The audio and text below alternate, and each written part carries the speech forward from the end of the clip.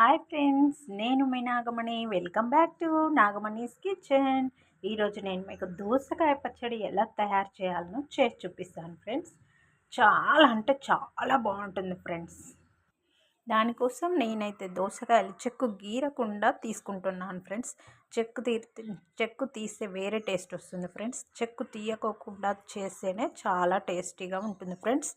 మీకు నచ్చితే లైక్ చేయండి, షేర్ చేయండి, సబ్స్క్రైబ్ చేసుకోండి ఫ్రెండ్స్. మీరు కూడా ఒకసారి తప్పకుండా ట్రై చేయండి ఫ్రెండ్స్. ఈ దోసకాయ పచ్చడి రోకలి లేకుండానే నేను మీకు చేసి చూపిస్తాను ఫ్రెండ్స్. మీరు కూడా ఇదే విధంగా ఓసారి ట్రై చేసి నాకు కామెంట్ పెట్టండి ఫ్రెండ్స్. నేను ఈ దోసకాయ ముక్కలు చిన్న చిన్నగా మీడియం సైజులో కట్ చేసి పెట్టుకొని ఇందులో ఉప్పు, కొంచెం పసుపు వేసి కాసేపు నానబెట్టుకోవాలి ఫ్రెండ్స్. ఇలా బాగా కలుపుకున్న తర్వాత ఫ్రెండ్స్, ఇవి మంచిగా నానే విధంగా ఒక మూత పెట్టి పక్కన పెట్టుకోవాలి ఫ్రెండ్స్.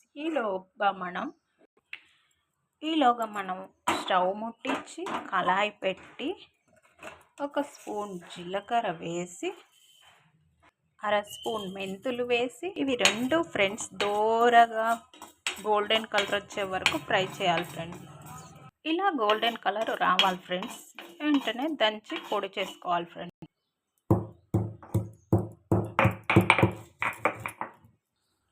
మరీ మెత్తగా కానవసరం లేదు ఫ్రెండ్స్. కొంచెం ఒక్క పచ్చ ఉన్నా సరిపోతుంది ఫ్రెండ్స్. ఆ జీలకర్ర మెంతుల పౌడర్లోనే ఈ వెల్లుల్లి కూడా కాసిని వేసి ఫ్రెండ్స్, ఈ నానబెట్టుకున్న దోసకాయ ముక్కలలో ఈ పొడి మిశ్రమం, ఈ వెల్లుల్లిని మనం వేసుకోవాలి ఫ్రెండ్స్.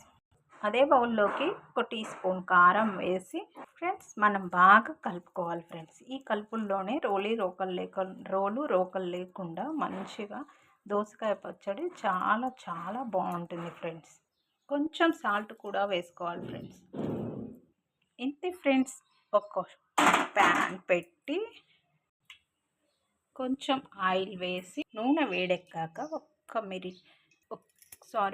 ఒక మిరపకాయ వేడెక్కాక ఒక టీ స్పూన్ జీలకర్ర, కొంచెం మంచిశనగపప్పు కలర్ వచ్చే వరకు, బ్రౌన్ కలర్ వచ్చే వరకు వేయించుకోవాలి ఫ్రెండ్స్. ఒక టీ స్పూన్ ఆవాలు. ఇలా గోల్డెన్ కలర్ వచ్చాక కొంచెం కరివేపాకు, 2-3 వెల్లుల్లి రెబ్బలు, కొంచెం ఇంగువ,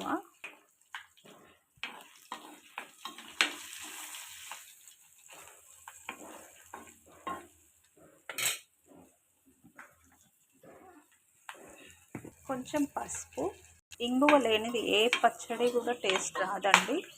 అందులోనూ ఈ దోసకాయ పచ్చడి పుల్లగా ఉండే వాటిలో అన్నిట్లో ఇంగువ వేసుకుంటే అది జీర్ణశక్తి చాలా చాలా బాగుంటుందండి. మీరు కూడా ట్రై చేయండి. వాటర్ ఈ విధిగా కొంచెం కొంచెం ఊరాలండి. అప్పుడే దోసకాయ పచ్చడి మనకు చాలా టేస్టీగా ఉంటుంది ఫ్రెండ్స్.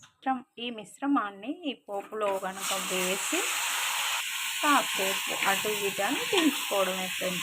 ఇంతే ఫ్రెండ్స్. మీకు నచ్చితే లైక్ చేయండి, సబ్స్క్రైబ్ చేయండి, షేర్ చేయండి ఫ్రెండ్స్. ఓకే ఫ్రెండ్స్, దోసకాయ పచ్చడి ఎలా ఉందో కామెంట్ చేయకపోవడం మాత్రం మర్చిపోకండి ఫ్రెండ్స్.